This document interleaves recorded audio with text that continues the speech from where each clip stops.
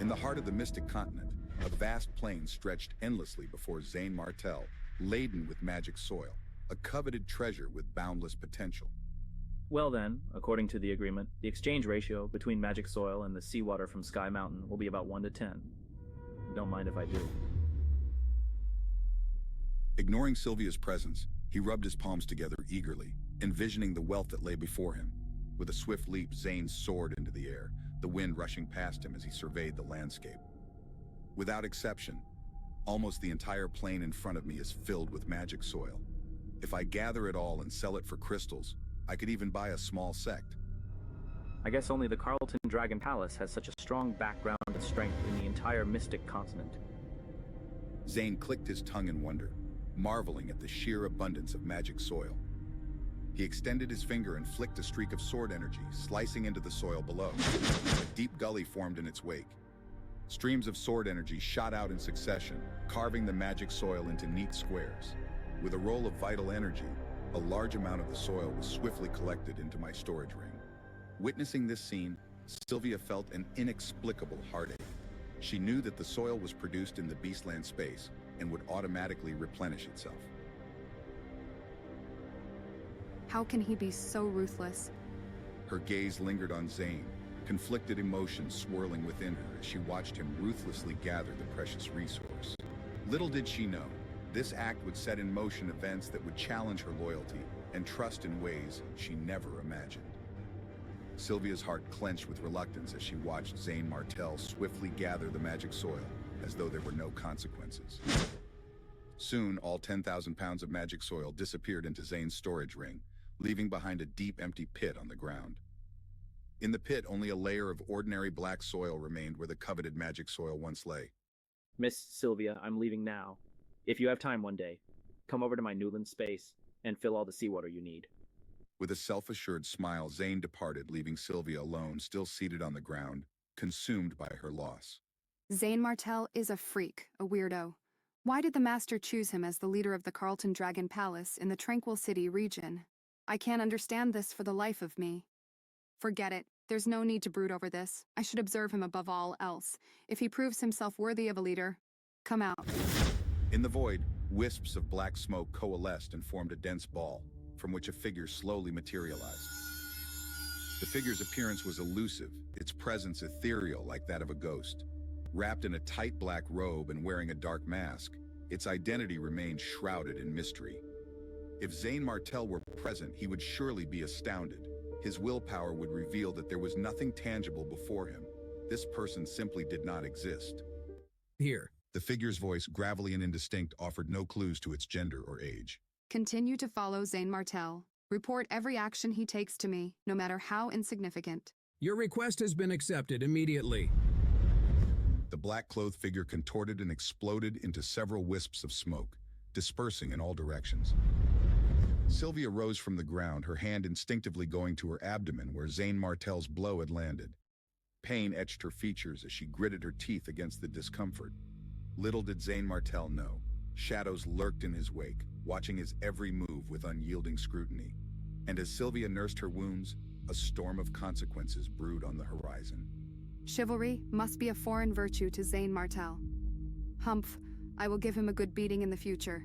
When Zane Martel returned to the Newland space, he promptly spread out a vast amount of magic soil across the original plane. With a wave of his hand, he summoned the verdant frog.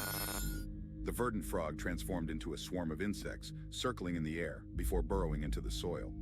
The life cycle of the verdant frog was bizarre, defying typical insect metamorphosis.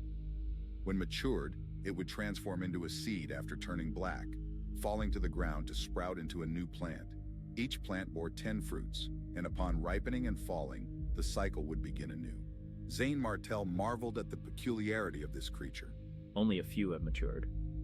Most are still developing. They must need more sustenance to support their reproductive cycle. I'll need to find resources they can consume. At that moment, a violent disturbance erupted. The entire Newland space trembled, prompting Zane's concern. What's going on? Is Sylvia so enraged she's attempting a forced entry? Frowning, Zane hurried outside, expecting Sylvia, but finding instead a slender young man with a determined aura. at the peak of the 9th stage of the Mahayana realm. Damn this formation, it's getting on my nerves. Show yourself, coward hiding in the Newland space. The young man's shout drew a crowd, curious onlookers gathering quickly. This mountain housed all the dragon envoys for the year, ensuring a sizable audience. Who is he? How dare he cause trouble here? Doesn't he know the Newland Space's resident is this term's dragon envoy? Isn't he afraid the dragon envoy will teach him a lesson when he shows himself? What do you know? He's Mitchell under the dragon envoy of Fushea. At the mention of Fushea, gasps rippled through the crowd. The dragon envoy's final selection would determine the four sides dragon envoy, each renowned for formidable combat prowess. Except for the dragon envoy of Fushea, who had secured his position through others' forfeits. Allegedly, all contenders yielded to him on his selection day, making his appointment the most controversial yet undeniable. Nevertheless, no one doubted Fushea's dragon envoy's strength, especially someone like Mitchell, a fierce competitor who had defeated numerous formidable opponents. What are you doing? I don't think I know you. All eyes turned to Zane Martel, tension thickening in the air.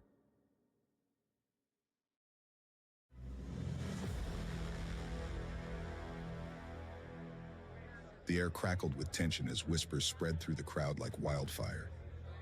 Is he Zane Martel, this current dragon envoy of Newland? Yes, he is the one. But wait, why is he only at the 7th stage of the expert level? I clearly heard that this guy's fighting capacity is too amazing for words. I mean, how strong can he be if he's only at the 7th stage of the expert level? Looks like doomsday awaits him. The onlookers murmured amongst themselves, their curiosity piqued. At this moment, the skinny Mitchell looked Zane Martel up and down before he laughed condescendingly and put on a disdainful expression. You're the dragon envoy of Newland? So what if it's me? Zane Martel's voice cut through the skepticism in the air. So you won't pose any challenge. I'm very interested in your Newland space. Hand it over and throw in the title of the dragon envoy of Newland for good measure, why don't you? Mitchell's words dripped with arrogance, his eyes locked on Zane Martel. Can you actually give the space to others? Zane Martel's disbelief mingled with a hint of curiosity as he faced Mitchell's audacious demand. Zane Martel stood firm amidst the tension, grappling with the unexpected challenge before him. He didn't know that the Newland space and the title Dragon Envoy of Newland could be given to someone else. Of course, with their consent. It was useless to take it by force. Shame, you must be quite the dumbass. Why should I give it to you? You think you're my dad? I'll do whatever you say. Zane Martel's retort rang out with defiance, drawing attention from the crowd. At this moment, Mitchell emerged step by step, exuding a formidable earthy power that shook the ground with each stride. The Newland space and the dragon envoy of Newland belong to the strong. Do I have to tell you how only really strong people are qualified to have them? How puny must the people in the South be if they had to settle with a weak country bumpkin as the dragon envoy of Newland? Mitchell's voice reverberated, his words slicing through the tension like a blade. This is simply the shame of our dragon envoy of Carlton. Now the dragon envoy of Newland is going to have a new owner. Mitchell's declaration hung heavy in the air, igniting murmurs among the spectators. Zane Martel remained surprisingly calm amid the brewing conflict. The ground trembled with each step Mitchell took forward, intensifying the atmosphere. The crowd braced for a clash between these formidable figures, yet Zane Martel's composure hinted at deeper strategies at play. Mitchell's taunts echoed through the air, a challenge hanging between them like a storm cloud ready to burst. Stupid fool. I don't have so much time to entertain your madman's ravings.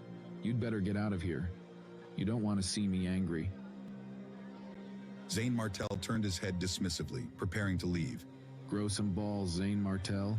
Here I was thinking you're the oh-so-great dragon envoy of Newland, yet you are shaking like a leaf seeing me, who's merely the dragon envoy of Carlton. This is going to go down as the greatest joke in the history of the dragon envoys. To think that someone as timid as a mouse would be able to reach the position of the dragon envoy of Newland. What a joke. Mitchell's jeers cut through the tension, goading Zane Martel with calculated precision. In the sanctity of the Carlton Dragon Palace, rules forbade dragon envoys from private conflict or seeking vengeance among themselves. Mitchell's blatant provocation was clear to everyone present. The crowd murmured anxiously, sensing the volatile situation teetering on the edge of violence. Zane Martell strode towards the Newland space, unmoved by Mitchell's provocations, putting him in a difficult position. Just then, a dignified figure exuding a formidable aura stepped forward. Ouch. This is painful to look at. Is this a behavior befitting the Dragon Envoy of Newland? He doesn't even have the courage to accept the challenge. Zane Martell paused, turning to face the man in golden armor with narrowed eyes. Who are you? You don't even know me? Mitchell, tell him who I am. Jacob Costa, Dragon Envoy of Fushea, looked mildly surprised by Zane Martell's ignorance. Humph, listen carefully. This is my young master, as well as the Dragon Envoy of Fushea, Jacob Costa. The revelation sent ripples through the gathered crowd. Jacob Costa, is he Jacob Costa? Is he the Dragon Envoy of Fushea? It is said that Jacob Costa did not make a move even once during the competition. It was all his men who served as his hatchet men. They helped him get rid of all the enemies and then gave the position to Jacob Costa. Yeah, in that case, isn't his strength the most mysterious? Maybe he's no more than a pretty face, since he has nothing to show for it. Speculations flew as Jacob Costa's reputation and methods were questioned among the onlookers. Whispers spread like wildfire among the crowd as the startling news echoed through the Carlton Dragon Palace. Don't you know? I heard that the Hallmaster of the Death Hall prizes Jacob Costa very much and intends to take him as his own disciple. Really? The revelation ignited a flurry of commotion among the spectators. The halls of Carlton Dragon Palace held immense significance, each representing a distinct force of nature and Deca. There were 5 main halls: fire, water, wood, earth, and gold, alongside 7 sub-halls: thunder, light, dark, wind spirit, life, and the esteemed Death Hall. Each hall master wielded power surpassing ordinary practitioners standing above the martial king level. Zane Martell's eyes gleamed with newfound understanding. If Jacob Costa hailed from the Dragon Envoy of Fushea, it meant spiritual treasures comparable to Sky Mountain's seawater and magic soil existed there. Now that the Dragon Envoy of Fushea has spoken, it is not appropriate for me to reject him, is it? Zane Martell's tone held a hint of resolve as he contemplated the treasures that lay within Fushea's domain, his ambition stoked to secure their bounty. Mitchell's confidence surged as he perceived Zane Martell's acceptance as fear of Jacob Costa's renown. Glad you've come around. Jacob Costa chimed in with a smile, intrigued by the unfolding challenge. Of course I can accept your challenge, but I can't lose and hand over all the rewards of the Dragon Envoy of Newland, can I? What do you mean? Zane Martell's proposal stunned both Jacob Costa and Mitchell. Actually, it's very simple. Since it's a challenge, let's make a bet. If I lose, I will naturally hand the title and the Newland space to you on a platter of gold. But if I win, well, I won't ask for much. I want the special spiritual object in your Fushea space. Zane Martell's laughter rang out, a mix of challenge and amusement. You said you want the 5 elements divine tree. Jacob Costa's expression shifted, realizing the stakes involved.